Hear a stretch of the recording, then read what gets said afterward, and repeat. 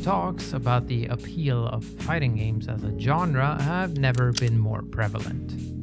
You throw a rock in any direction, and you're likely to hit someone with an opinion regarding why fighting games aren't attracting more players or keeping other ones interested long term. I'm sure you've stumbled upon several of them yourself, be they ones formulated by community veterans, new players sharing their thoughts, or those from outside looking in from more successful or approachable genres. Something I think the vast majority of these opinions have in common, almost regardless of the messenger, is that they tend to focus on the same core ideas. Fighting games aren't as popular as other genres because they require too much from the player and don't offer much in the way of helping them grow.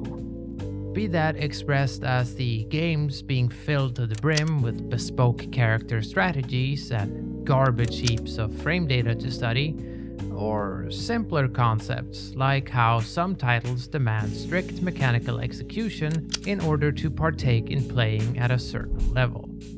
Regardless of how you yourself view the validity of the problematic nature of those particular talking points, I myself am not entirely sure they are really the areas in which fighting games ought to change.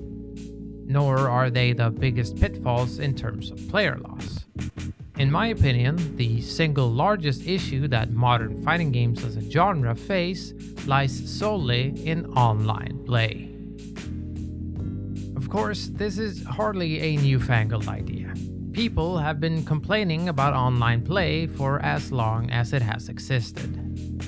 That being said, I think the analysis as to why online play is so potentially problematic often ends up falling a bit short, if it even happens at all.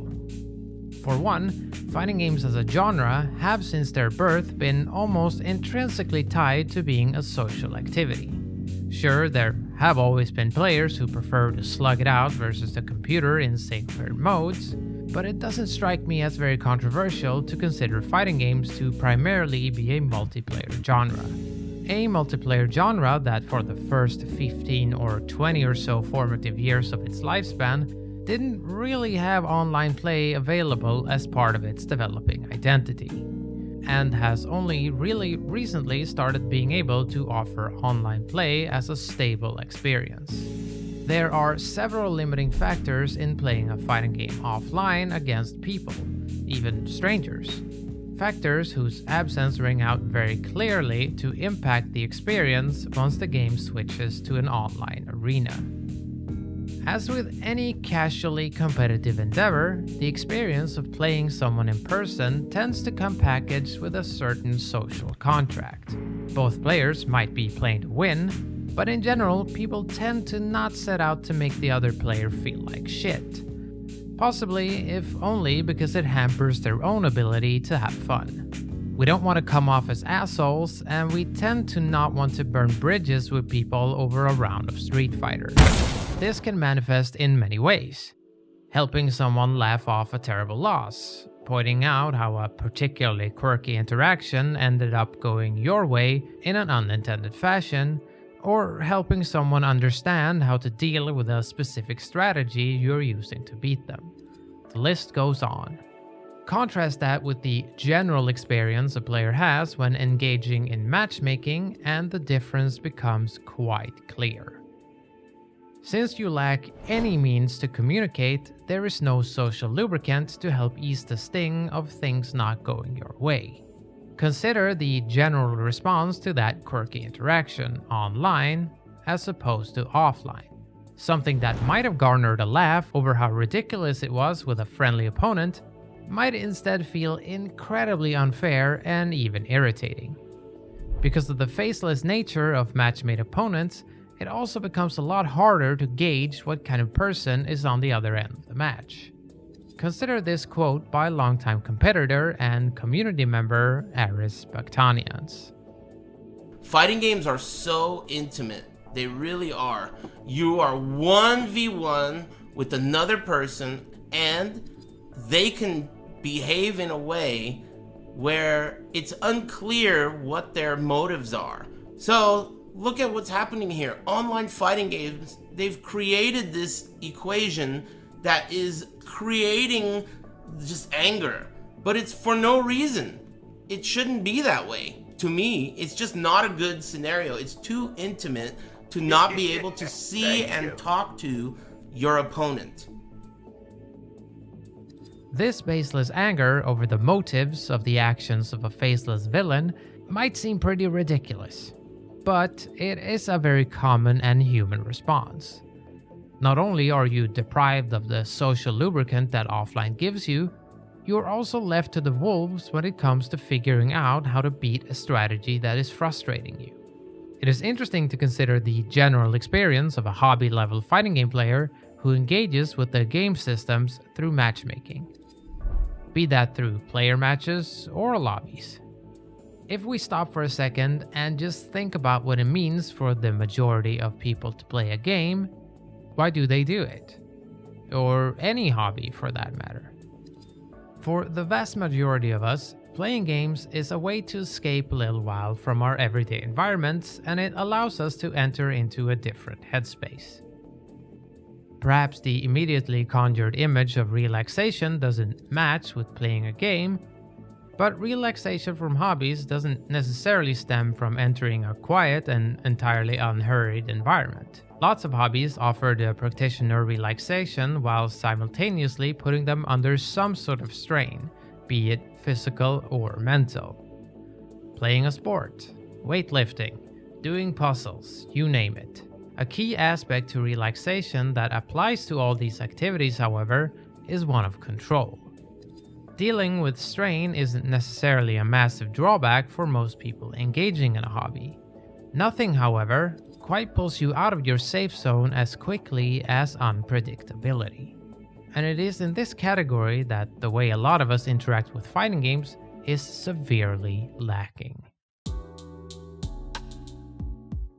So how does one go about quantifying how much or how little control the person engaging with modern online systems in fighting games is deprived of?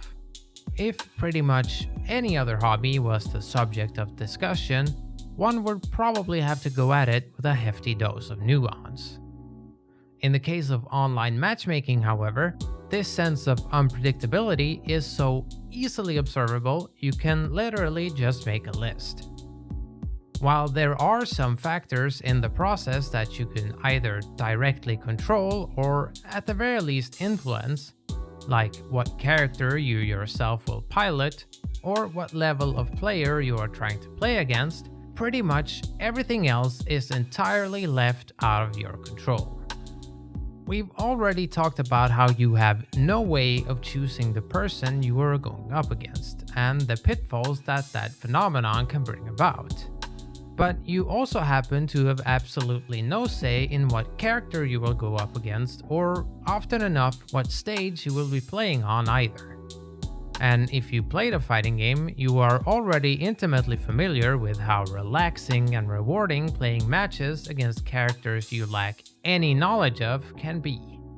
As if that wasn't enough, online is online, which means you can't be sure what the quality of the connection between you and your opponent will be. The game might assure you that the match you're about to accept is within your selected range, but the reality of the situation is that you can seldom trust what it tells you. Now, one could argue that not being able to choose who you are going up against is not at all unique to fighting games. But while that certainly is true, most games tend to not offer potential adversaries as complex on a knowledge level as fighting games, or way fewer choices. Playing against Zerg in StarCraft 2 when you only know how to fight Terran starts you off at a terrible disadvantage, but at least there aren't 52 other factions in StarCraft to consider. Similarly, in competitive games like MOBAs, the player engaging in solo queue also lacks the control of their opponent's players and characters. However, they are granted the ability to communicate with their teammates, which can reduce strain. No, sorry, scratch that, that's a bad example. But they are offered the choice of queuing up with a friend, a choice that can drastically reduce frustration by way of chatting shit with a buddy, making fun of the chaotic nature of the situation. But let's say you trundle your way through all these obstacles to find yourself in a match versus a player within your range of skill, a character you are currently interested in fighting, and with a great connection quality to boot. Joke's on you, because you don't have control over how many games you will be able to play against this person. Sure, you can always opt out, but only after finishing at least one game. And some games' ranked modes do come with an upper limit of allowed rematches that might let you guesstimate. But your opponent can always opt out after any given amount of matches, something that can be extremely hard to gauge considering there is no knowing what is going on at the other end. Maybe it feels like you're having a great back and forth set versus an equally skilled opponent, but the opponent in question is hating every second of it and hammers on the quit button as soon as it appears. How many hobbies gives you this sort of unpredictability? Think about it. No, like, really. Think about it. Compare engaging in fighting games through ranked with the experience of any other hobby, competitive or not.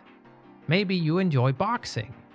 Do you think it would be an equally rewarding hobby if it entailed being picked up by a Ford Scorpio and driven to an arbitrarily based locale in your area to spar against a random person for as many or as few rounds as they wished?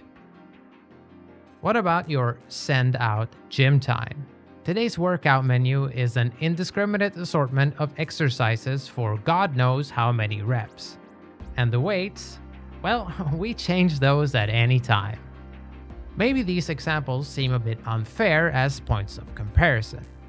After all, partaking in fighting game matchmaking comes at no risk of bodily injury. Though I'd argue there's definitely a psychological one present. So here's a less ham-fisted comparison. Say you enjoy relaxing with Netflix shows after work. Do you think your experience would be heightened or lessened if I showed up and paused the show or switched to something else entirely and moved you closer or further away from the TV at random intervals? I don't know, you might be into that sort of thing, but for me, I think my relaxation would be a just tinge reduced. Now, one might think that a counterargument to this whole tomfoolery is that matchmaking generally, and ranked ladders specifically, are both accessed entirely on a voluntary basis. And to that, I would say, bullshit. Fighting games have for a very long time, basically since online became a real functioning aspect of their design, funneled new players first into a single-player story mode and then directly into their matchmaking services as their go-to onboarding for beginner players. These anti-relaxation and often frustrating aspects can, of course, at times end up being useful still. Some players harness the chaotic nature that the unpredictable environment of matchmaking offers to practice aspects of their game plan that specifically requires the loss of control, like the speed of their adaptability, their clutch, or ability to remain calm when frustrated. But I don't think the vast majority of players are looking for or even need specifically that sort of training to take up the majority of their time. Nor do I believe most players engaging in matchmaking systems as their go-to method of play even go into playing with a mindset that allows that training to be accomplished. Instead, beginners enter into an arena of zero control with the mentality that rising through the skill ladder is accomplished by winning stray matches against an army of randomly selected, faceless opponents who all happen to be literally evil and never pilot one of the 3 out of the 59 characters they have any experience against. Before this devolves further into an angry rant, here are some things you can do to combat this. Contrary to what the experience of starting a fighting game might have you believe, there is no firmly set experience to play these games. Even if you don't have access to playing these games offline, you can still make them a very social pastime. Prioritizing playing fighting games against a set amount of recurring opponents that you can audibly chat with during and after playing is for most of us a massive quality of life improvement. That might seem easier said than done, but joining game-specific discords can be a great gateway into just finding people who enjoy the same thing as you. Because most games present matchmaking as the de facto way to play, coupled with fighting game streams often being the first avenue of contact for new players, it might make you feel like limiting the pool of players and characters you face is a cop-out. Remind yourself that there isn't a set way to enjoy a hobby. Getting decent at just a few matchups is completely fine as long as you're having a good time. Sure, you might end up feeling like a stinker when someone runs you over with a character you don't have any experience against, but not only was that bound to happen anyway, going into a fighting game with the attitude that you're going to learn how all characters function at the same time is, pardon my French, completely batshit insane. In plain text, trapping yourself in a cycle of having a frustratingly bad time every time you sit down to engage with the hobby is, in my opinion, a pretty bad use of your time.